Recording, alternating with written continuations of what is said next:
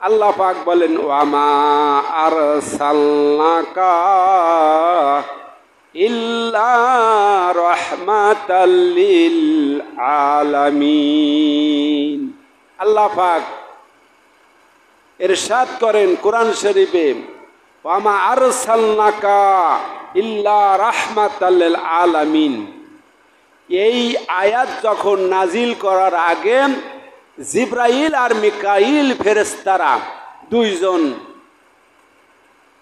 বুদ্ধি করেছে, দুইজন যুক্তি করেছে যে আমরা রাসূলকে পরীক্ষা করব। একটু কি পরীক্ষা? যে দুইজন পাখি হলো, তুমি একজন বাজ পাখি, একজন ঘুঘু পাখি। এই দুইজন পাখি হয়া বাজ পাখি ঘুঘু পাখিকে তারা করলেন তাড়তে তাড়তে তাড়তে রাসূলের কাছে গেলেন। রাসূলের কাছে কয় ইয়া রাসূলুল্লাহ, ইয়া হাবিবাল্লাহ, হুজুর গো, আমাকে বাজ পাখি তারা করেছে, আমাকে একটু সাহায্য করেন। আল্লাহ রাসূল বললেন ঠিক আছে, আমার জামান নিচে, আমার আস্তানার নিচে তুমি লুকিয়ে থাকো। তারপরে একটু পরেই বাজ পাখি এসে বললেন ইয়া রাসূলুল্লাহ, ইয়া হাবিবাল্লাহ, হুজুর গো, আপনি ঘুঘু পাখিকে কি দেখেছেন নাকি? আল্লাহ রাসূল তো মিথ্যা কথা বলেন। আল্লাহ রাসূল বললেন ও বাজ পাখি, ঘুঘু পাখিকে আমি সাহায্য করেছি, আমি তোমার হাতে তুলে দিতে পারি না। আমি কয়েকদিন খানা খাই না, আমি ঘুঘু পাখিকে খাওয়া জন্য তাড়া করছি। আল্লাহ রাসূল বললেন ও বাজ পাখি, আমার শরীরের যে অংশ যেন থেকে খেতে চাও তার থেকেই তুমি খেয়ে নাও। বাজ পাখি বললেন ইয়া রাসূলুল্লাহ, ইয়া হাবিবাল্লাহ, আপনার মুখের গোস্ত, আপনার চলের গোস্ত খাবো। খাও। তারপরে মুখে ঠোঁট লাগায়াম, ঠোঁট লাগাইয়া বলতে ওয়ামা আরসালনাকা ইল্লা রাহমাতাল লিল আলামিন। বলেন সুবহানাল্লাহ। ইয়া রাসূলুল্লাহ, ইয়া হাবিবাল্লাহ, আপনার জামান নিচে যে ঘুঘু পাখিটা আছে সে ঘুঘু পাখি না, সে মিকরাইল আলাইহিস সালাম, আর আমি জিব্রাইল আলাইহিস সালাম। আমরা দুইজন বুদ্ধি করেছি রাসূল এই আয়াতের উপযুক্ত নাকি দেখি। আমি ইয়া রাসূলুল্লাহ, ইয়া হাবিবাল্লাহ, আয়াত নাজিল করার আগে আমি দেখলাম আপনি ঘুঘু পাখিকেও সাহায্য করেন, বাজ পাখিকেও সাহায্য করেন, সমস্ত মাখলুকাতের জন্য আপনার সৃষ্টির রহমত স্বরূপ। আবার আয়াত বলতে ওয়ামা আরসালনাকা ইল্লা রাহমাতাল লিল আলামিন, আপনি বিশ্বের জন্য আপনি রহমত স্বরূপ আল্লাহ পাক প্রেরণ করেছে। জোরে বলেন সুবহানাল্লাহ। তাহলে প্রথমেই পরীক্ষা হলো যে আল্লাহ পাক রাসূল জনাবে বাজ পাখিকেও সাহায্য করলেন, ঘুঘু পাখিকেও সাহায্য করলেন আয়াত নাজিল করার আগেই। আবার আল্লাহ পাক বলতেছেন তামাম বিশ্বের ভিতরে আল্লাহ পাক জনাবে মুহাম্মদুর রাসূলুল্লাহ সাল্লাল্লাহু আলাইহি সাল্লামকে রহমত স্বরূপ প্রেরণ করেছেন। জোরে বলেন সুবহানাল্লাহ। মক্কা যখন বিজয় হয়ে গেল, বিসমিল্লাহির রহমানির রহিম, ইজা জাআ নাসরুল্লাহি ওয়াল ফাত। মক্কা যখন বিজয় হয়ে গেল, দলে দলে লোক তখন ইসলাম কবুল করা শুরু করলেন। জোরে বলেন সুবহানাল্লাহ। দলে দলে ইসলাম কবুল করা শুরু করলাম। এই দেখে একজন বুড়িমা, বৃদ্ধ বুড়িমা, বুড়া মানুষ, হায় হায়, আব্দুল্লাহ ছেলে যদি মোহাম্মদ ধরতে পারে। এখনো এক দল আছে মাফ করার লোক। মাফ করে দেয় রাসূলের মতন। তখন বললেন, হায় হায় হায়, আব্দুল্লাহ ছেলে মোহাম্মদ মক্কা বিজয় করে ফেলছেন, এখন আমাদের ধরে মারবে। একজন এতদিন লোক, বহু লোক এর সাথে আবার মিশাই পলিয়ে থাকতো, যে ধরতে পারলেই মেরে ফেলবে, পলিয়েছিল ওই বুড়ির মতন। যেই স্বাধীন হয়ে গেছে, ছাত্ররা বাংলাদেশ স্বাধীন করে ফেলছে, স্বাধীন করলো, তখন যত লোক ভালো লোকগুলা নাজাত পেয়ে গেল। ওই রকমই যখন মক্কা বিজয় হয়ে গেল, সব লোক পালানা শুরু করলেন। সর্বনাশ, আব্দুল্লাহ ছেলে যদি আসে তাহলে আমাকে ধরে মেরে ফেলবে, শেষ করবে। এখন কয় কি, টুপলা মাথায় বুড়ির মাথায় টুপলা, বুড়ি খুন খুন করতেছেন, মাথায় টুপলা টুকটুক করে যাচ্ছে।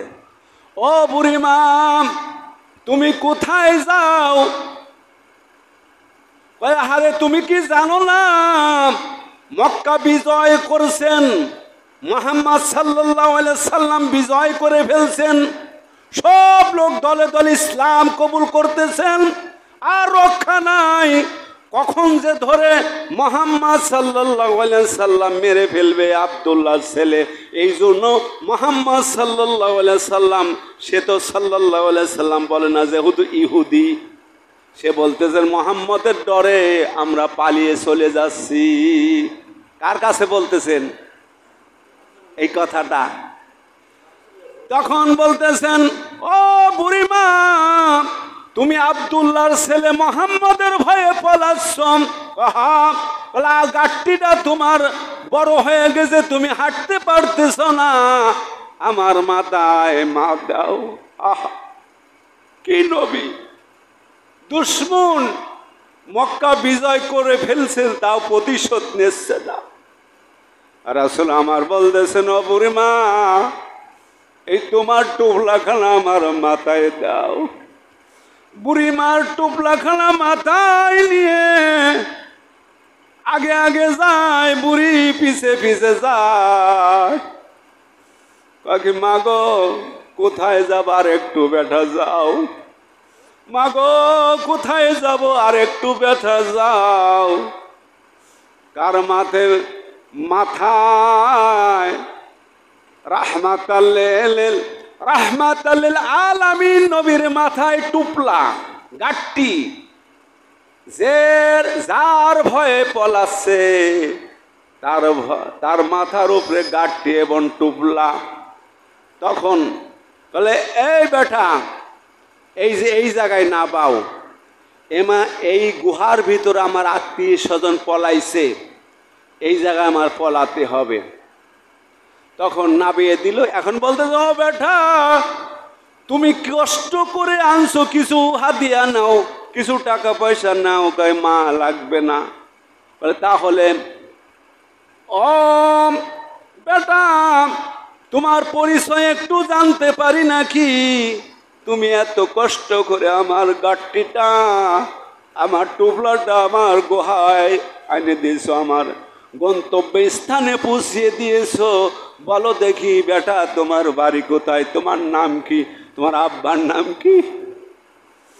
কই, মা গো, আমি যদি কথা বলি আপনি কষ্ট পাবেন, আপনি কষ্ট পাবেন, দুঃখ পাবেন। কেন আপনি কষ্ট পাবেন, দুঃখ পাবেন? আমি তাও বলতেছি, যার ভয়ে আপনি পালিয়ে চলে এসেছেন, গুহার ভিতরে পালাবেন, কার ভয়ে বলেন দেখি? বলে, আব্দুল্লাহ ছেলে মুহাম্মদের ভয়ে আমরা পালিয়ে আসতেছি। মক্কা বিজয় করে ফেলছে, দলে দলে লোক ইসলাম কবুল করতে, আমরা তো ইসলাম কবুল করব না। আমার সব দলবল এই গুহার ভিতরে পালিয়েছে, আমাকে এনে নামিয়ে দাও। কয়, মা গো, আমার নাম ওই আব্দুল্লাহ ছেলে, আমি মুহাম্মদ। কই, তাই? আশ্চর্য হয়ে গেছেন। হায় হায়, কার মাথায় আমার টুপলা দিয়েছি? সব বলে, ও বেটা, আমার মাফ করে দাও। ও বাজান, তুমি মক্কা বিজয় করে ফেলছো, তোমার ডরে আমি চলে আইছি এই গুহায়। আমার আত্মীয় স্বজন এসেছে, আর তোমার ভয় আমি এই জায়গায় আইছি। তোমার ভয় আমি এই গুহার ভিতর আইছি। ও মুহাম্মদ সাল্লাল্লাহু আলাইহি সাল্লাম, বলো দেখি আমার এখন উপায় হবে কি? কয় মা, আমি কোনোদিন প্রতিশোধ নেব না। আপনাকে গুহায় পৌঁছে দিলেন, আপনি থাকেন এই জায়গায়, আপনার কোনো ভয় নাই, চিন্তা নাই। তারপরে বুড়ি মা ডাকতেন, ও আমার গোষ্ঠীর লোকেরা বাড়ি আসো, গুহার থেকে দেখো কি আইছে। তোমরা তাড়াতাড়ি, যার ভয়ে তোমরা পালিয়ে গুহার ভিতরে পালিয়েছো, দেখে যাও, দেখে যাও সেই টুপলাটা যার ভিতরে, যার জন্য তোমরা গুহার ভিতরে পালিয়ে আইছো। আর সেই লোকটা আমার গাঠটি, আমার টুপলা মাথায় করে আমাকে পুষে দিয়ে গেল।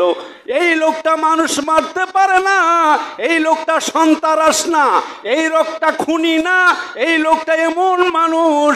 ও আমার গোষ্ঠীর লোকেরা, তোরা গুহার থেকে বেরে আসে, বাড়িয়ে দেখ রহমাতাল লিল আলামিন।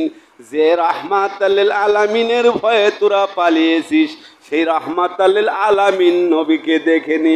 আমার গাঠটি এবং টুপলা টুপলি সব কষ্ট করে এনে আমার গন্তব্যস্থানে পৌঁছিয়ে দিয়ে গেল। আয় আয়, আমরা সকলেই মুসলমান হয়ে যায়।